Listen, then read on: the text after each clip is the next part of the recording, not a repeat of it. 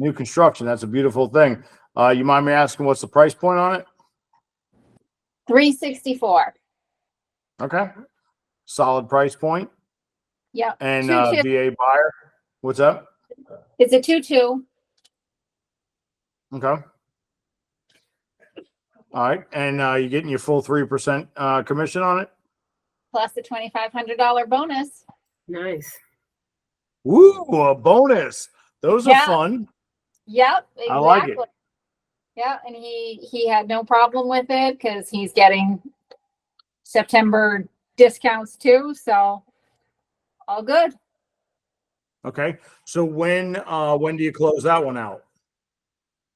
As soon as possible. So we're basically just waiting on the VA loan. He has his property listed already, so he wants to get out of his property and into that one as soon as he can. And he didn't need to close on his property to buy it. He was approved without it. So Okay. Awesome. Well, congratulations on that. That's a beautiful thing. thank you. I like it.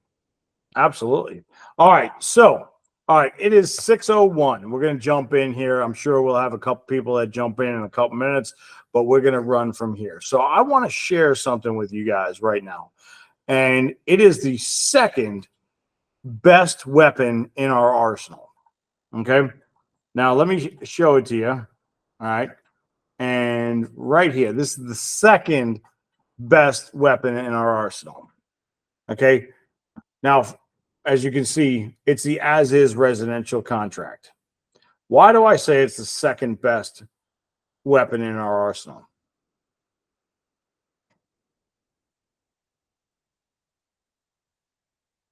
Hey, Martha, we're going to call on you. This is the first one, the buyer broker agreement. No. There's one. What is the number one weapon in your arsenal?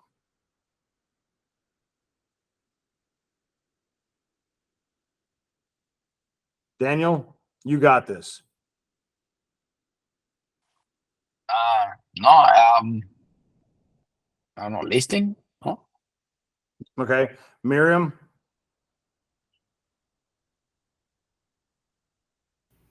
I taking a stab in the dark at some type of disclosure. Nope. Jennifer? Our value. 100%. You are the number one weapon in your arsenal. All right. This is a tool. All right. It's a weapon, but if you know what you're doing with this, all right, this tool is the single, best tool that we have, but you are the number one weapon. Okay. Now, somebody asked me the other day, and it was in an aggressive manner, but I got past it, and he came at me aggressively. He's like, how does being a Marine, make you a better realtor? And it kind of, the way he came at me kind of took me back. But the thing about it is my life experience as your life experience presents you with different skills. And no matter where you come from, right? Your life experience, there is no one. I don't care if you've been married for 100 years. There is no one that has exactly the same experience and viewpoint as you, right? There's nobody out there, right? You bring a special set of skills. And when you take that and you couple it with a tool like this, like the as-is contract, all of a sudden we can get out there and really start to use this to benefit our clients. Does that make sense? Okay. So, think about your experience. Now, some of you have, young kids or had young kids at one point, right? How did that prepare you for what you're doing now, right? This is a lot, when we're dealing with clients, it's a lot like wrangling cats, right? Right? Anybody ever try and wrangle cats? They're all over the place, okay? All right. So what does your life experience bring to you that helps you to negotiate this stuff? All right. I got a phone call on I guess it was Sunday. I think it was Sunday. It's maybe Saturday, whatever day it was. It doesn't matter. And it's a deal that's going on, and I had to make a phone call. And I just knew that this was going to be a treacherous phone call that I had to make. And I had the choice of either putting it off and letting it grow or just pick up the phone and get it done with. And when I called the other party, which in this case was the buyer, I called the buyer. I was like, hey, listen, here's the deal. They're not willing to negotiate at all, but they are willing to settle a little bit earlier. And the guy's like, that's great. Right? If I would have let that go, I would have built it up in my head that this is going to be a horrible phone call. But he wanted like $30,000 off the sale price. And instead, I got him to settle a few days early, and he was happy as anything. Okay. So, we all get off track. But when we utilize this stuff and the contract, all of a sudden we become a finely tuned weapon. Does that make sense? All right. Now, I have this up here because right now we have a lot of people out there. Now, I told everybody to read this, and hopefully, has everybody actually read word for word the contract at this point? Okay. This here, knowing what you know about, yourself, your background, you need to read this, right? And we'll go into it in depth, as we go. Tonight's not the night for it because we only have an hour, but you need to know what this says, right? One of the things that I do when I'm presenting a contract, because I've read it enough times, a contract, listing appointment, a listing agreement, whatever it is, it doesn't matter. The way I choose to read it. Now, if you're not confident with it, don't do this. But the way I do it is I present it. I try to sit across the table. So I'm sitting face to face with that person, and I present it to them where I'm reading it upside down. Right? Because I know the contract well enough that I don't need to see it, I don't need to be reading it at the same time. Right? And whether you're at that point or not, it's irrelevant. You'll get there. Okay. But you need to have the confidence. And if you've read this a few times, you're going to realize the strength of this contract. Right? Now, I say that you are the number one weapon because it's how you utilize this contract. Right? I've had realtors with 30 years of experience that have asked me how to fill this out, and they're coming from the other side of the transaction. Now, the initial reaction is, if I'm the listing agent and you're the buying agent and you're asking me how to fill out the contract, right? A lot of agents will give you pushback. Okay. Don't you know how to read it? Just fill it out. You do it yourself. Right. But if you ask me to fill out your contract and you're the buyer's agent, do you think I'm going to do it? Anyone? Yes, I'm going to do it. And why do you think I will fill out the contract on behalf of the buyer's agent if it really gets to that point? Martha? Because you want your contract to go through. You want to sell that house, and you want it done correctly. Yes. However, I also get to dictate the terms. Okay, does that make sense? So if I dictate the terms, right? Martha, you come to me and you're like, hey, Chris, you know what? Now, I'm not saying you call me and, Chris, I'm on the road. Would you mind helping me out? I'm talking about, Chris, I don't know the addendums and I need you to fill this out. Okay. I'm going to fill it out. I'm going to make sure that I benefit my client. Right. Mm-hmm. I'm going to keep the timeline super tight. Right. And I'm going to make sure that everything's on point. Does that make sense? All right.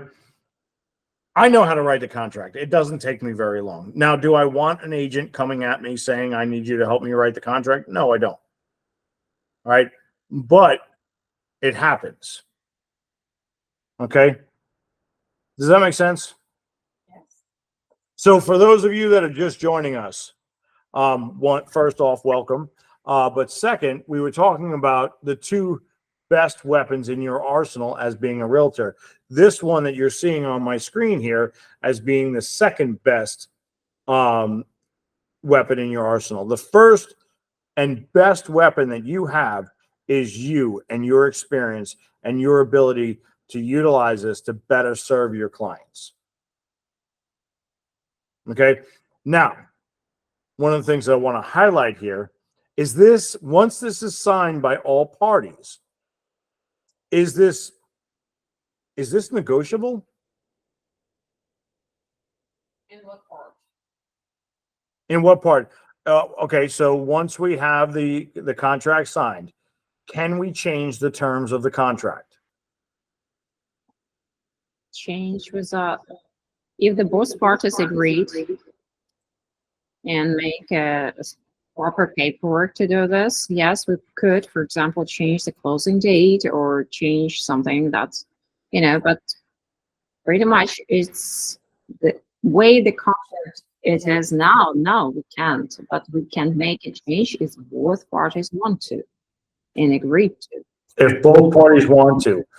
We have a contract right now that was scheduled to close about 10 days from now. All right. And apparently the buyers just messaged that they want to close this Friday. Now, my sellers, once they find out, because I have not had a chance to call them, are going to be ecstatic, right? The house is vacant. They're sitting on it. And that's why we write on or before, because if we write on or before, there's no addendum needed to change the contract date. Make sense? Okay. But if we have a definitive date of, I don't know, October 15th, whatever it is, then we need an addendum. Can we all agree on that? All right. And why am I highlighting this stuff? Is because this stuff here, and I know Shari will back me up on this. These dates, all right, are super, super important. So once we have this, all right, we have our acceptance date, right? And ultimately we put our acceptance date on here, but when is the contract accepted? Lauren. Accepted when it gets signed By all parties? who? By the seller. It's when it's signed by all parties and received back by Hold on. all parties. Okay, what you're asking is, and Lauren knows the answer to this, you want to know when the effective date of the contract is. The actual effective date. And Lauren It's the knows last that. time. Yes, I do. It's the last time that all parties signed. And Correct. delivered. So And if you, right, so if you work with the seller and the buyer's agent doesn't deliver the executed contract to you until the next morning, unfortunately, that is the effective date, the next morning. And when your TC needs to clarify immediately, okay, thank you, I received the contract and the effective date is today, October 1st, 2024. And you have to make sure that all parties agree. Otherwise, you're going to be arguing timeline later. So the TC's only existence in life is to solidify the effective date. That is the most, because that is which all time periods are based off of. So you have to make sure that everyone agrees. So the other agent might not be as educated as you are, and they'll say, oh no, they signed it last night. And you say, yeah, but you didn't email it to me until 10 o'clock this morning. Yeah. Does that make sense to everybody? Yeah, if they deliver it at 11 o'clock at night or 11:30 at night and you don't open it till 9 o'clock in the morning, that's on you. It's when they put it in your email. Yep. That's on you. But I compare this a lot to a boxing match, right? The first time you get out there, right, and you get punched in the mouth, it knocks you for a loop. But the more you do it, all of a sudden getting punched, it doesn't knock you for a loop. So if you know this and you know that effective date is when all parties receive it back, all of a sudden we can get back on business. Make sense? Now, We've talked about, right? Once we have that, right? We have our settlement date. Obviously, I like to put on and before. Not every agent does that. I put it on my contracts on and before because it makes it simple. But if we scroll down here, right, to our inspection days, which is right here, okay, it defaults if left, then 15. As a listing agent, does anybody want to leave their properties off the market for 15 days? No. Why? Miriam? Yeah, I mean, 15 days could make a heck of a lot of difference. Anything could change in 15 days, basically for that reason. Like anything can happen in 15 days, and there's no reason why they can't have an inspection done in less time. 100%. Lauren, you're working on a deal right now. Is there a silent third party on a Penny's property? Yes. Her whole Who's the family. silent third? Absolutely. She's got the whole family in her ear telling her to do stuff. Right? Now, she ultimately is the one that is driving this. Okay. But we need to keep that stuff tight because I've already had the conversation. I know you've had the conversation. All right. This is not a recommendation. Right? You have until this time to get your inspections in. You have until this time to get, the different components in. Right? This is definitive. Now, she actually called me the other day and she said, well, don't you work for me? I was like, yeah. Part of me working for you is making sure that you're compliant and you're not defaulting on the contract. Okay? Working for you and representing you is not, and I stress this for some of you need to hear this. This is not doing whatever the buyer says. We're here to help them out, but also we are here to keep them out of trouble. Right?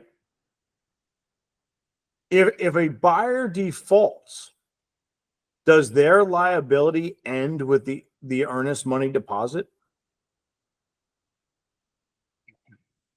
No. All right. It's just a starting point.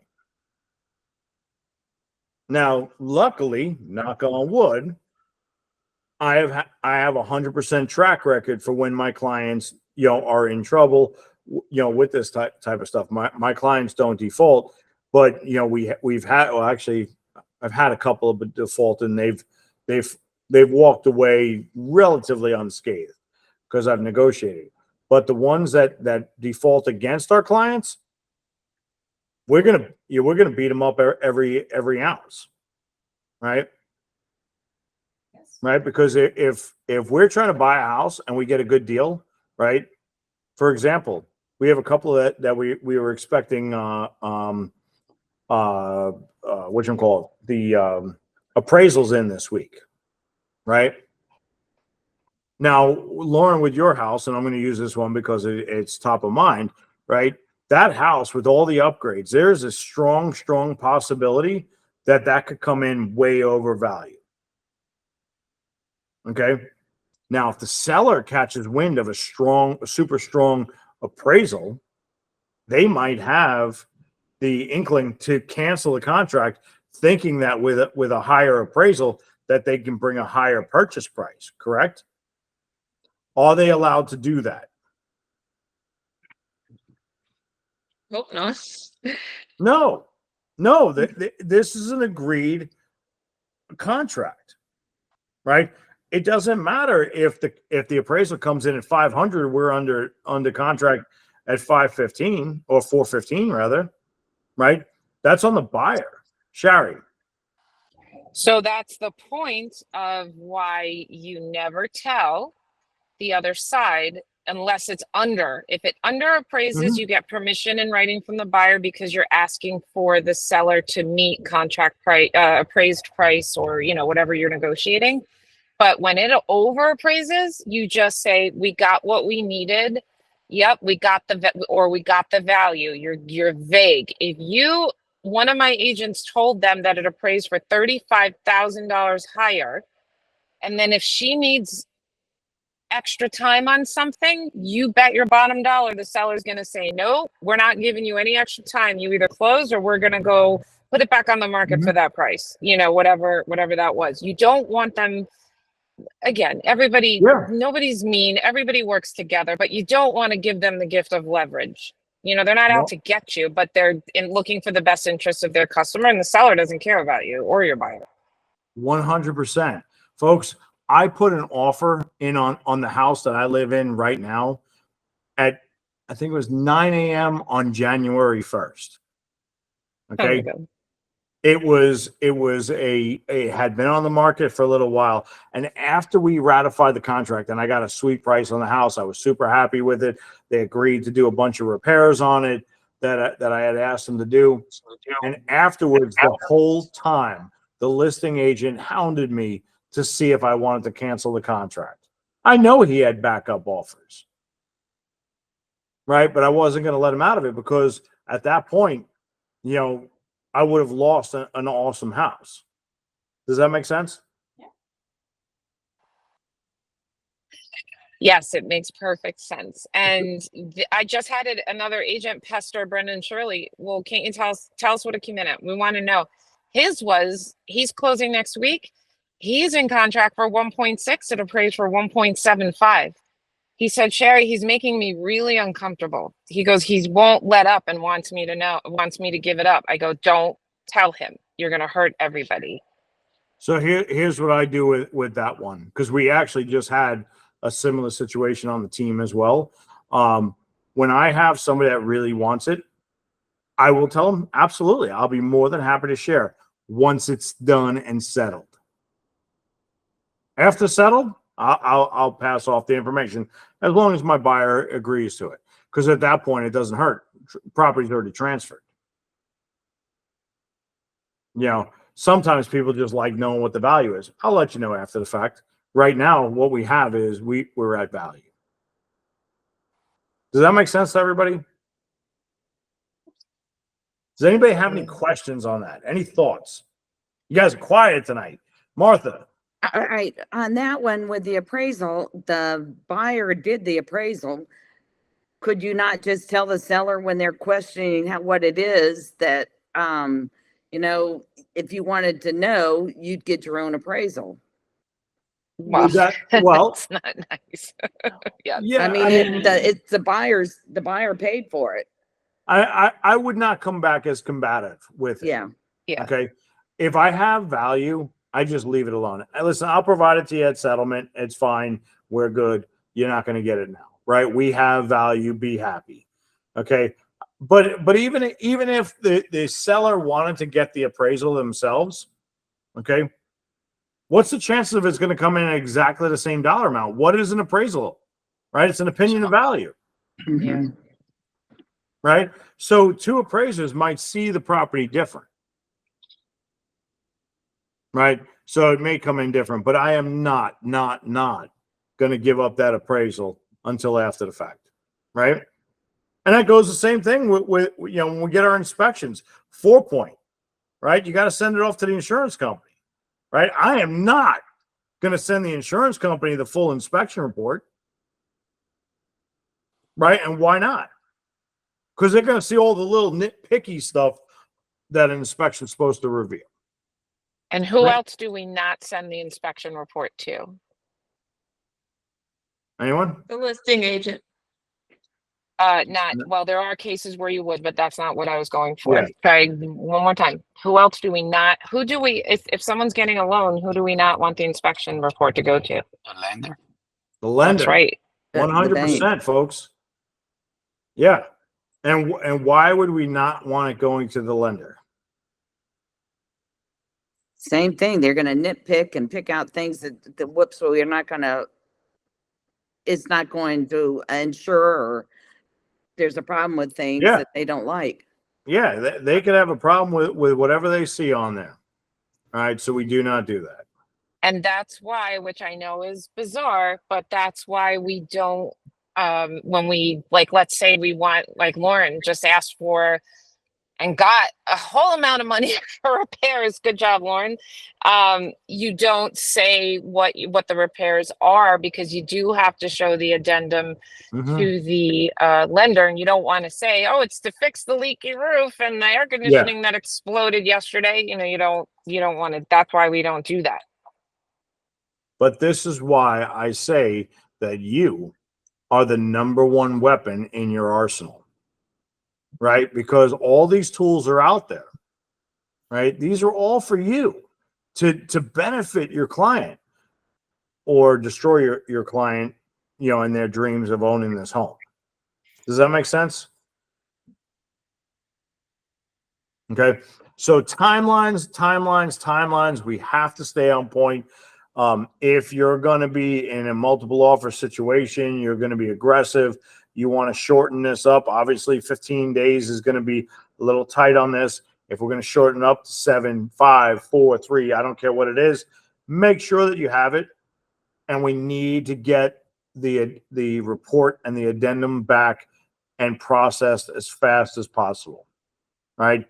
You may be very upset personally, or think that the deal is going to fall apart because of whatever you see on that report. And when you talk with your client, they're like, not that big of a deal. My dad's a roofer. He'll put on the roof. Right? Have the conversation with your client and utilize this to your client's best interest. So a little adding on to this. If number one, when you're at the inspection, if you point out leaks in the roof, you point out things that are wrong, they're going to think that you're the expert. Somebody got in trouble and I guessed wrong. I said, oh, they're fine. No, a licensed agent got in big trouble because they pointed out a leak. The inspector did not see the other two. They brought them to court or arbitration, whatever it was, and the realtor was found guilty because they were acting as the professional, and the realtor missed the other two leaks. It's not our job to find that. So they got in trouble for that. So what you have to say, and I say this mantra over in my head, does the buyer wish to proceed with the contract in the condition the house is currently in? You're going to get a laundry list of things, and it's not up to you to point out to the buyer, oh, you should fix this. You're neutral. You can call me, and be like, oh my God, I can't believe this. We'll go over everything together. You say nothing. It is up to the buyer to decide. Okay. And like Chris just said, 9 out of 10 times I'm shocked at what happens. And then recently too, the roof was zero life, whatever. And I said we work with the buyer, and I said to the agent, I said, you know what? Get permission in writing from the buyer, send the inspection report to the listing agent, and just send it over and say, here's the inspection report. Please let us know what the seller decides. We said nothing. Okay. Would you believe we got a brand new roof?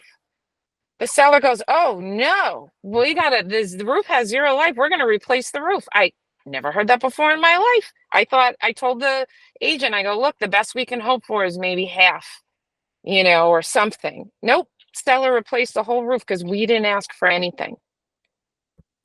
So they thought it was an emergency. All right. And then one other thing, Chris, and then I got a jet. This is very important about this section too, guys. I didn't learn this until a few years ago. This is one of the things I didn't know. And agents who have been doing this for 30 years, they don't know either.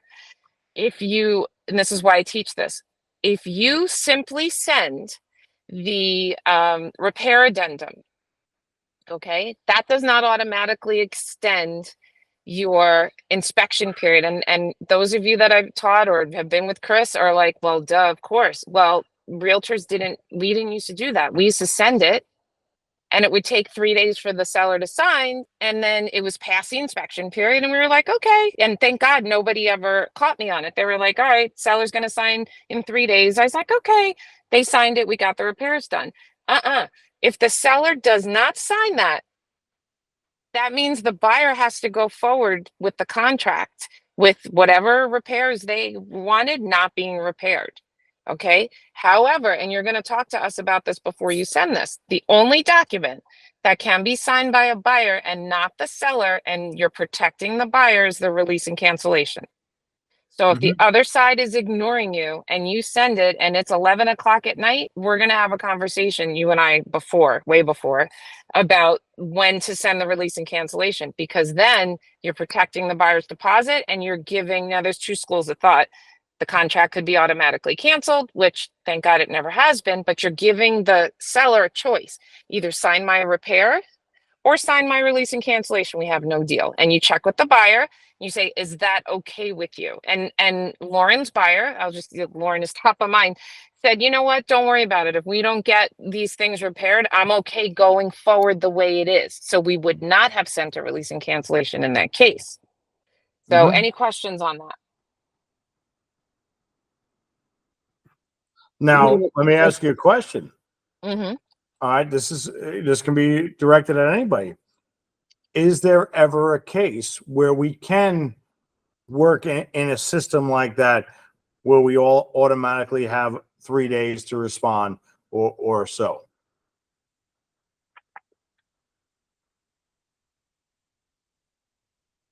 I'm right. sorry. Now, I'm Shari not understanding the question. Can you repeat? All right. So Shari just said when this runs out on the Right. 7th day or 10th day, Mhm. whatever is in this box right here, right? The only two things that we can do is either get that repair addendum signed or terminate the contract. Right? Now, she also said that agents that have been in the business for 30 years do not understand this. Right. Now, why don't they understand this? No, I understand that bit. My question to you, the question that you asked after. Is like- there ever a time or a way, if we know we want to set up for that, all right, is there a way? And I'm going to give you the answer, because unfortunately, most brokerages, no matter how long you've been in the business, will not push this. This is an as-is residential contract. All right. Mm-hmm. There are, most of the agents out there do not understand the fact that this is not the only contract out there. There is a standard contract. Okay. And if you utilize that one, okay, if you utilize that one, and you will get pushback from a lot of agents because they don't understand it. But what that says, this one as is, it gives you whatever is in that time period that gives you to get out. The standard contract, it outlines the parameters of what's going to be done and the timelines. You know, if I submit a repair request, I then have 3 days to respond, and so on and so forth. But 99% of the agents out there aren't going to use it. So you're saying that you use the as is as your standard contract? 99% of the agents in Florida will use this as their standard contract. Right. As a Because- listing agent, I'm not going to accept a FAR contract, a regular one. I just won't. It's as is. Okay. But that's because people don't want to be committed to the repairs, because there's some stipulations in there. But I like it because of the fact that the buyer can't just walk away for any reason. They have to give me cause before they walk away. So we're not going to get into that right now, because like I said, 99% of the agents don't even know it's there. All right. So this will be the one that you use predominantly. But if you see it, it is legitimate. Yeah, buyer doesn't have to buy and seller doesn't have to sell during those, in the as is. Doesn't have to repair anything if they don't want to, and then it's up to the buyer, you want it or not. But the biggest thing you have to remember is it's up to the buyer, not you. And you're not there to offer any counsel or anything. Like, I know they're going to say to you, well, how much do you think? And this and that. Well, how much do you need?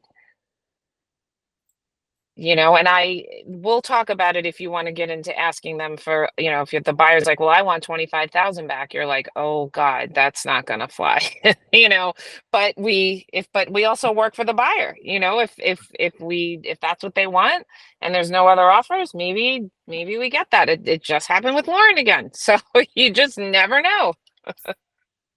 Does that make sense to everybody? And I don't want to derail you guys. I just want you to understand that there are things out there. But for this one, it's definitive. The only way out is to either get that repair addendum signed or the cancellation and release. Make sense? All right. Anybody have any questions on this? Daniel? No, No? we're following. Okay. All right. How about generic questions on the contract? Anything in general? So before we get to that, Chris, let's get to the what happens, guys, the second you work with a buyer and that contract is delivered to you back from the listing agent and you have a fully executed contract. What are the first two things you do immediately? You have to let the transaction coordinator know for sure. You're funny. Yes, but I love you, Daniel. But what are the two things that you have to do the minute you have an executed contract? You need to get earnest money. And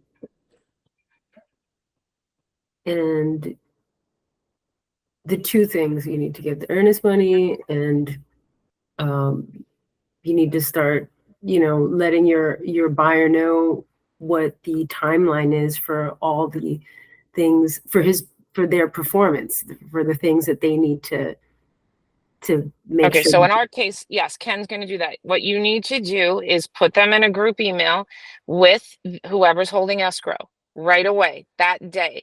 Mr. Buyer, please meet so and so. In my case, it's Tara, Cohen, and Norris. Please provide the buyer with wiring instructions. Then you're done. Peace out. You have to make sure, and you'll let them know. And yes, your transaction coordinator will let them know when that wire has to be in. Second thing, you're going to send them the name of 3 inspectors. And they have to, you can, like, even if they pick one and then you schedule it, that's fine.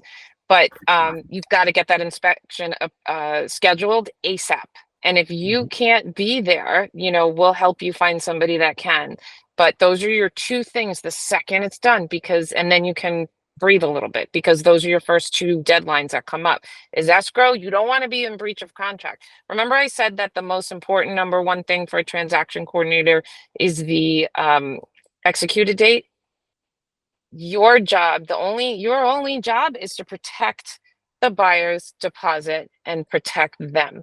That's your most important job. And how do you do that? By doing exactly what Chris is showing you right now.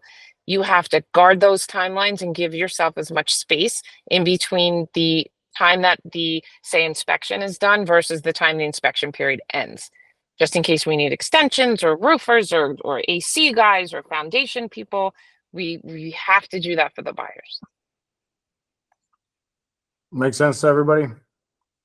Now, on the team, Ken does help out with that, especially during the week. But if it's on the weekend, you still got to get it out there. Okay. And, one of the things that drives me in a lot of these cases is I like statistics. For anybody that knows me, I like statistics, right? And the statistics are that an average outbound phone call takes 4 minutes. An average inbound phone call averages 20 minutes. Right. So if I wait for the stuff to hit the fan, it's going to be 20 minutes plus while I try and explain it. Or I take the 4 minutes and I just get it out to everybody. Make sense? So just, rip the Band-Aid off, get it out there. And really, I mean, you should have everything. Everybody, especially if you're on the team, you already have all of our vendors. You should have this stuff. I'm talking my inspectors before I'm even writing the contract, making sure that they have the availability to do it in the allotted time that we need to do it in. Yeah, so the reason, now listen to that, that's important. Get friendly with some inspectors and find out how busy they are.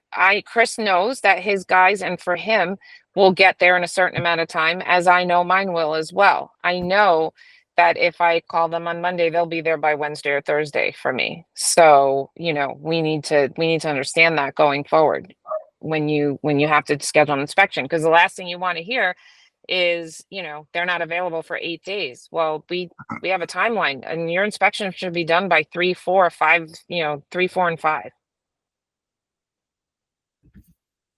Makes sense. Any questions or thoughts? Do you see how you are the weapon here? Why I say this? You're the one that drives the bus. You're the one that is going to take this all the way. Right? These are the tools that we use. But you're ultimately the weapon. Right? I know right now, Daniel, Lauren, you both got a couple of great contracts going. Jennifer, you ratified one. I mean, that's awesome. Right? But would that transaction have taken place? I know, Brianna, you're doing a bunch of deals in your area as well, right? Would those transactions take place? Would that buyer get the best deal with those parameters if you weren't part of it? Right?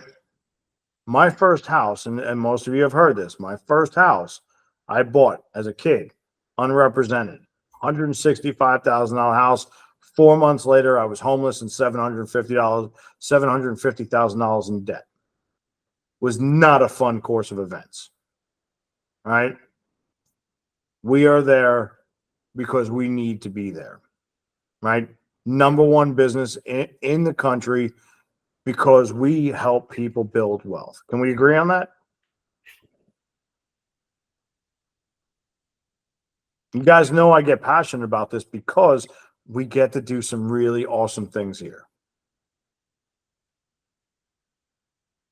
Okay. Any questions, thoughts, Miriam? You got anything? Other than I feel great knowing that being part of this team with people that have, as much experience as you guys, especially, and share with the contracts. And I feel good. I feel like I have solid backing here. I appreciate that. It's good. Awesome. And I'm Yay. glad to hear that. But here's the thing with that statement, and I appreciate that. I really do.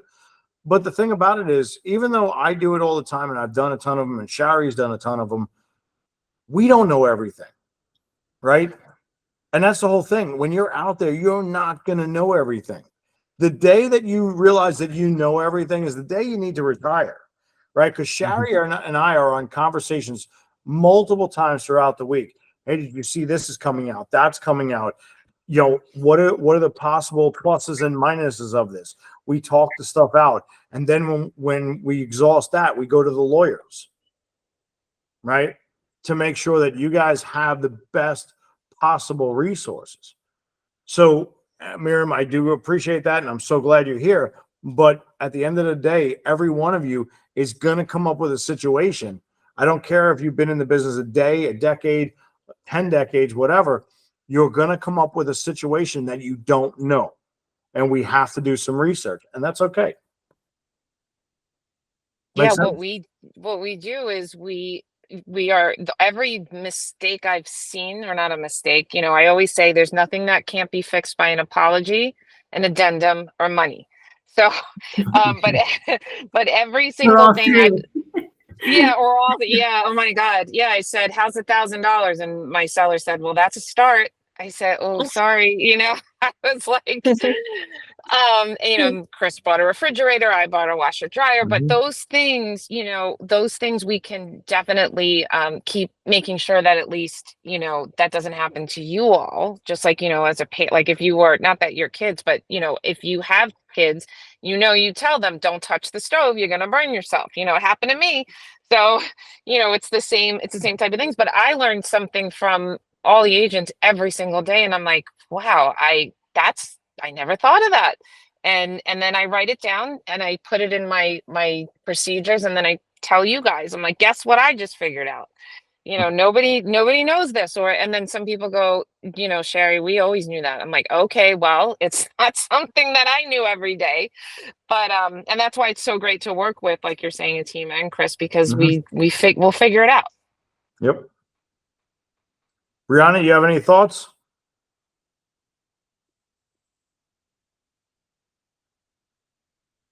You're muted. There you go. Nope. Almost. Still muted.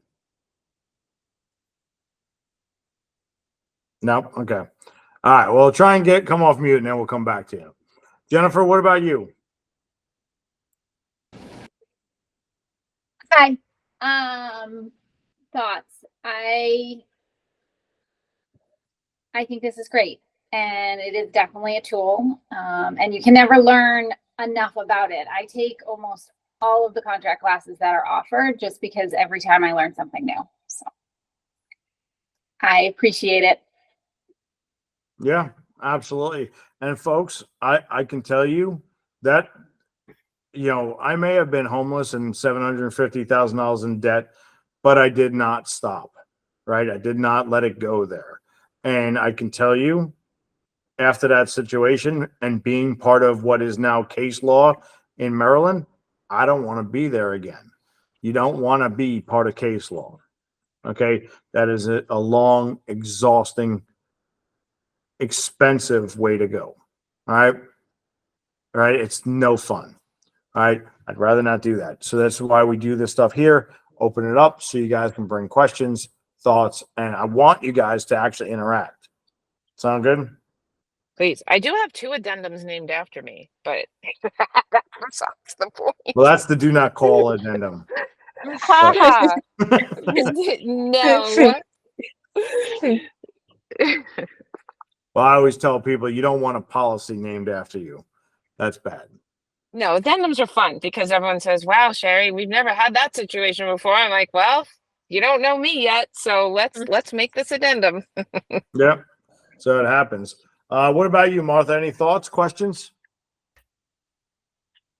No, I just keep going over all of these forms and taking the classes like Jennifer said, and you always learn something. Mm-hmm. Absolutely. Daniel? No, just keep learning. I mean, I'm going through it right now. I just did one today, so I mean, You did great. Okay. thank you. So Thank you. let's talk about that, Daniel. How many have you done now? This is the second one. Okay. Do you feel a little more confident than the first? Oh yeah, yes. I just the first one I went to a bathroom a few times, so this one not as much. So the nervous calm down a little bit, so that's good. And you'll get there. And the more you do, the more comfortable you'll get, and the smoother and the faster and the more efficient you'll become. Right? Yeah, Just part of it. yeah, and the whole thing is you're representing people, so definitely you don't want anybody to get down or anything like that, and you want to do good. So that's why we all want to do good. So but things happening. It's a learning process, a learning curve. So Does anybody here ever feel the imposter syndrome? Do you know what the imposter syndrome is? Yes, every day. Okay. No, who said that? All right, Jennifer, No. you jumped right in. So what is the imposter syndrome? Feels like you're doing something that you shouldn't be doing, that you don't know what you're doing. And yeah, basically that you shouldn't be doing what you're doing. 100%. I believe that there's probably not a person on this phone call that has not had that feeling. All right, myself included. Okay. But the thing about it is you have the tools, right? And you need to put that aside and realize that nobody else out there is going to have the interest of your clients that you have, right? You're here to help those clients. Nobody is going to put the effort in that you're going to put in, right? So while it's a normal feeling, you need to overcome that and understand that everybody feels that. But this is why I say you are the number one weapon, right? you are out there to defend your clients. Make sense? Sherry, go ahead. So you know what my favorite thing is? So and Daniel, I don't know if this was you yesterday or who it was, but this is my favorite thing. When I work with you guys, then you're with let's just say you're working with a buyer and you're putting an offer in and you say to me, God, Sherry, how do these listing agents get away with not putting any of these documents in the MLS? Look at this. Look at this listing. There's no information in here. I can't find the website. There's no, they don't even fill it out correctly. How can they do that? I'm like, I'm like, welcome to the team. I'm like, because you would never do that, right? They're like, no, I put this document, all the information, and they have no description. Look at their photos. They took them with their cell phone, you know, and this is a brand new agent. They say to me they've been working for like 2 months and they're already understanding, like, you know, they're like, how could they do that? I'm like, that's awesome. So I promise if you're not there yet, you will be. Yeah, and it's just a matter of pushing forward. Make sense? Lauren, what about you?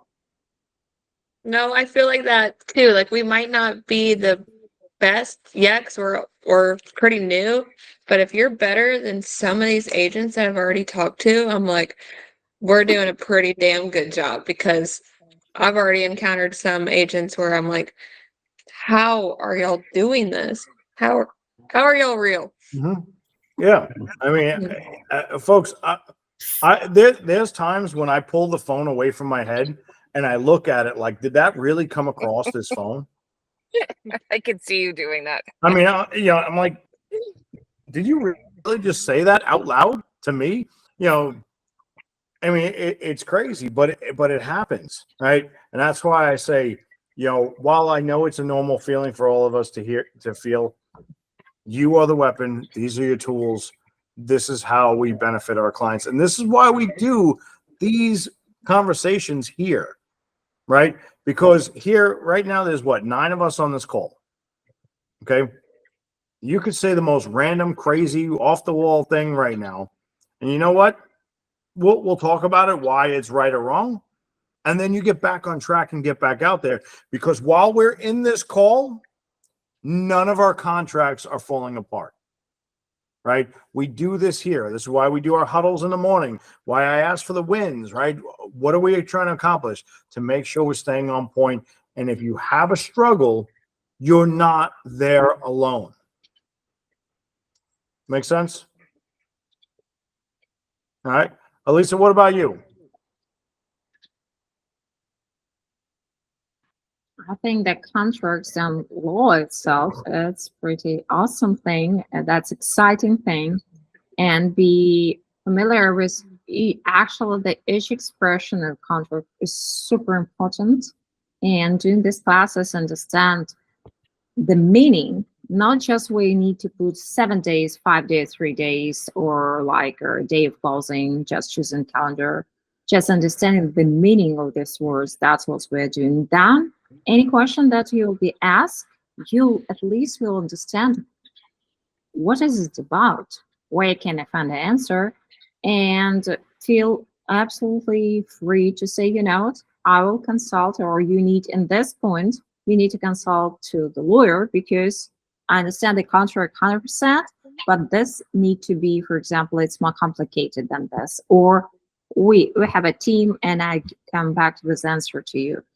But we should really understand each line by line, the word by word, and each word it shouldn't be any word in the contract that we can't understand and explain for yourself.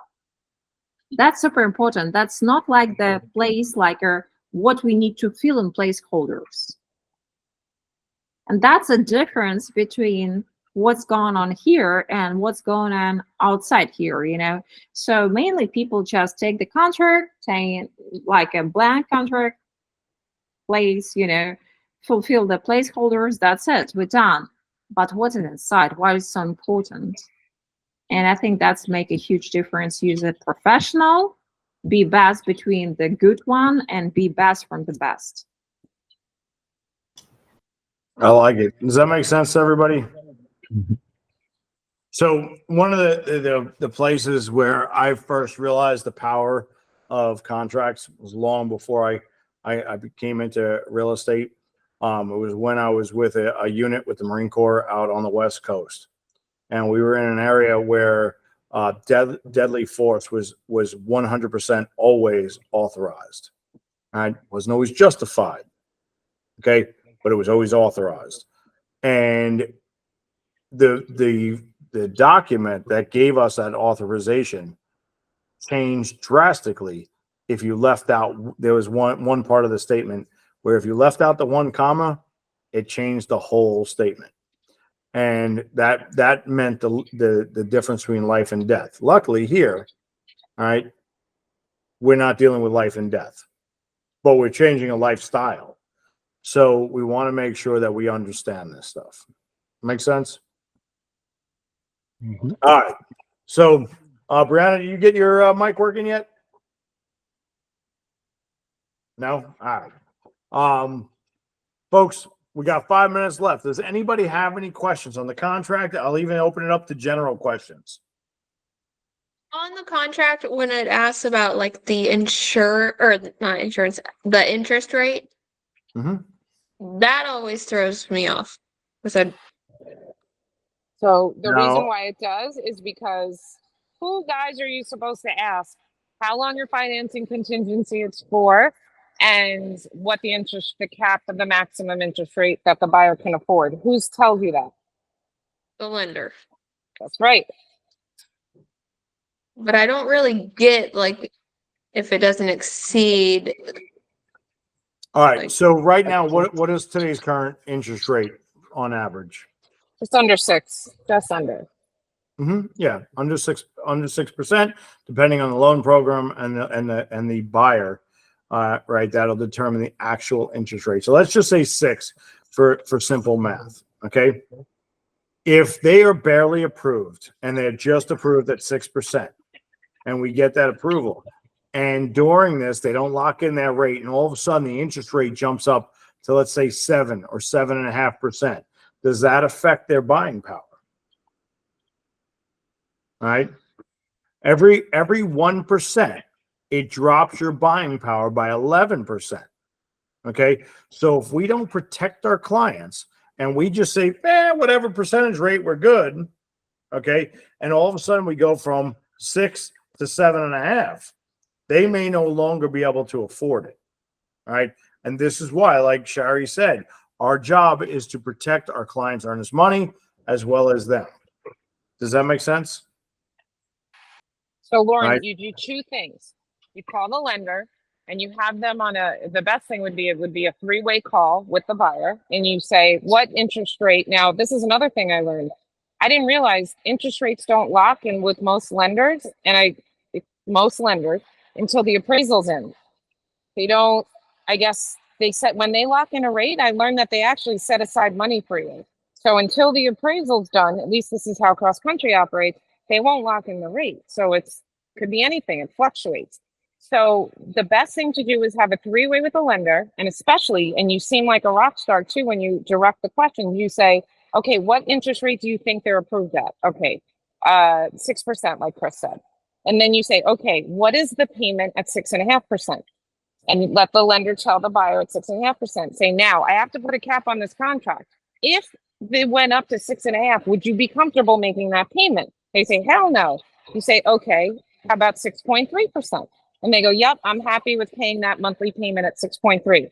So you get it from the lender, the buyer. So when they do the appraisal and they lock the interest rate at 6.7, thank God we have it on the contract at 6.3, and we're able to get out if we have to. We get a denial letter and they get their deposit back. But you didn't make that decision at all. You were just the source of the source, and you facilitated that discussion. Does that make sense? Yeah. That's an excellent question, by the way. It is. I thought she Yeah. didn't. Yeah, she didn't know the meat and potatoes of the why. That nobody's ever asked that. That was great. Yeah, but I mean, you need to know this stuff, right? Again, this is where it becomes so strong to know how to use this contract. Does that help? Yeah. Awesome. Anybody else? That answers your question, correct? Yeah. Okay. Anybody else have anything?